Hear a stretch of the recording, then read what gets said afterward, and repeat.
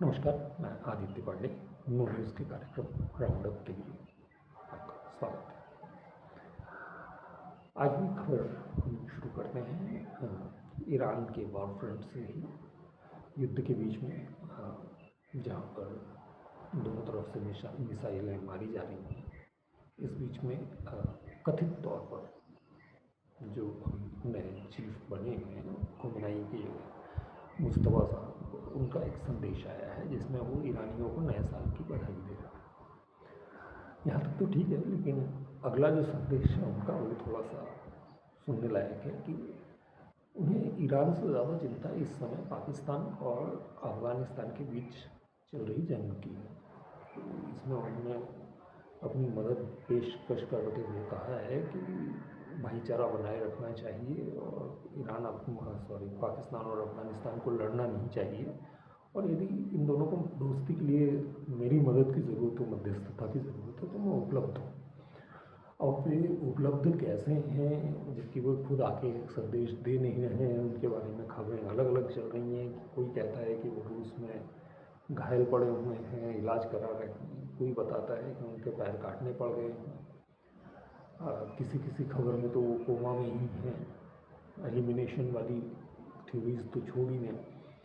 इन सारी खबरों के बीच वो किस तरह से मध्यस्थता करना चाहते हैं, ये एक मज़ेदार फैक्टर है। कुछ समीक्षकों का मानना है कि शायद अब दोनों पक्ष, ईरान भी और कुछ हद तक अमेरिका भी, नरम रुख अख्तियार कर रहे हैं।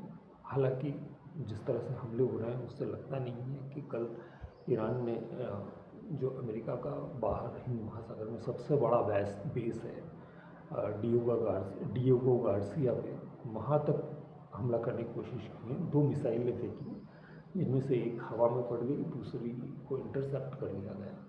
अब इन 2 मिसाइलों का फेंका जाना महत्वपूर्ण क्यों? जबकि इतनी सारी मिसाइल के हमले हो रहे हैं, तो ये 2 मिसाइलें महत्व क्यों रखती हैं?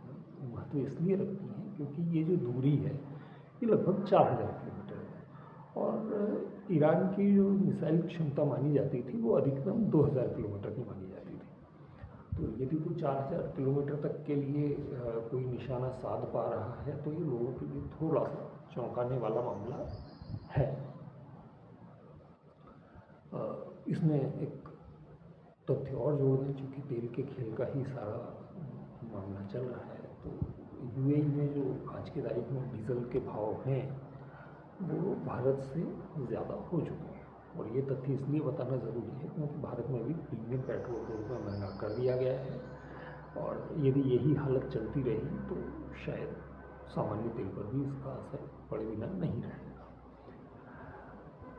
अब एक खबर ले लेते हैं भारत की। राहुल गांधी की दोहरी नागरिकता वाला मामला और पेज में उलझता नजर आ रहा है। विघ्नेश शिशिर नाम के सज्जन हैं, जिन्होंने ये दावा किया था कि राहुल गांधी जो है वो ब्रिटिश नागरिक हैं। इस दावे के पक्ष में उन्होंने कुछ दस्तावेज इकट्ठे किए और फिर कोर्ट पहुंच गए, और अब ये कोर्ट में सुनवाई जारी है, जिसको लेकर इलाहाबाद हाई कोर्ट ने गृह मंत्रालय को निर्देश दिए थे कि इस बारे में दस्तावेज पेश किए जाए। गृह मंत्रालय ने कुछ दस्तावेज दिए भी हैं, और उसके साथ में थोड़ी सी अनयूजुअल, मतलब अमित शाह जी के पास में यदि गृह मंत्रालय हो और गृह मंत्रालय ये अपील करे कोर्ट से कि इस मामले की सुनवाई खुले में न होकर बंद कोर्ट में की जाए, न्यायाधीश के चैम्बर में हो, क्योंकि मामला संवेदनशील है, तो आप समझ सकते हैं कि इस बात में, इन सारी चीज़ों में कुछ तथ्य निकल कर सामने आ रहे हैं, जिसके चलते बातें उलझने वाली हो सकती हैं। विघ्नेश शिशिर का दावा है कि राहुल गांधी जो हैं वो न सिर्फ ब्रिटिश नागरिक हैं, बल्कि वो वहाँ पर टैक्स भी देते रहे हैं, वहाँ पर के डायरेक्टर भी रहे हैं, और कई सारे तथ्य उनके पास में उपलब्ध हैं, दस्तावेजी तथ्य उनके पास में उपलब्ध हैं, जिनके आधार पर वो दावा कर रहा है। तो यदि ये बात वो अदालत में साबित कर पाते हैं, और जिस तरह से गृह मंत्रालय का रुख सामने आ रहा है, उसके हिसाब से वाकई यदि ऐसी कोई चीज़ निकल कर सामने आ जाती है तो राहुल गांधी के न सिर्फ वर्तमान सांसदी पर बल्कि उनके अब तक सांसद बनने और रहने पर भी सवाल आएगा, बल्कि और भी कई सारे कॉम्प्लिकेशंस उनके सामने खड़े होंगे।